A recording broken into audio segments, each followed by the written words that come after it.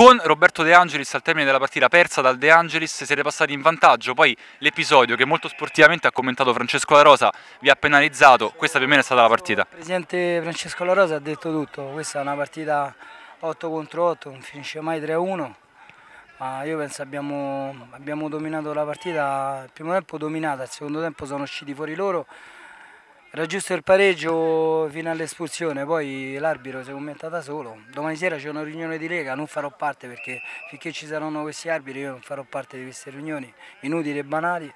È una bestemmia sentita solo da lui, anzi chiamata da un giocatore della Venere, non sportivamente, a cose troppi dentro al campo ne sento minimo 10-12 a partita, le senti tranquillamente, ma non è che vado dall'arbitro a dire oddio Cappuccetto Rosso c'è il lupo che mi mangia.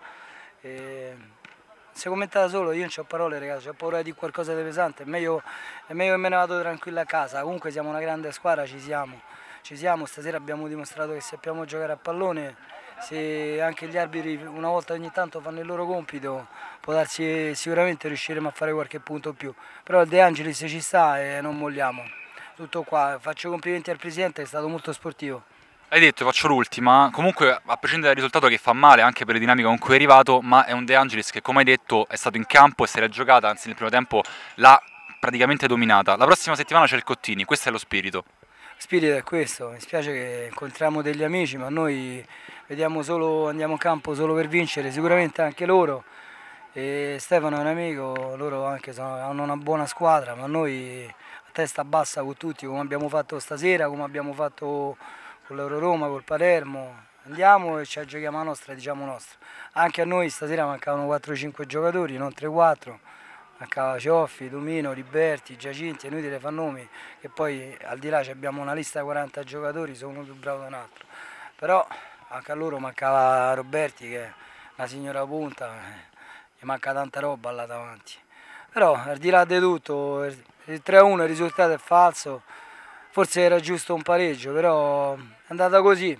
L'arbitro ha detto che doveva andare così, ha sentito una bestemmia, ha sentita solo lui e il ragazzo della Venere che educatamente ha detto che ha bestemmiato. Raga, è andata così, guarda, me ne voglio andare perché veramente perdere una partita così, scusate la parola, la dica romana, ma te lo devo per culo perché uno lascia a casa la famiglia, fa un sacco di sacrifici, ti giochi la partita come devi, poi arriva il signore, boh, rigore, poi rimane in 7. Anzi, devo chiedere scusa all'otto, ho fatto un fallo che io non faccio mai per nervoso, chiedo scusa in diretta. Grazie a tutti. Ragazzi. Grazie Roberto.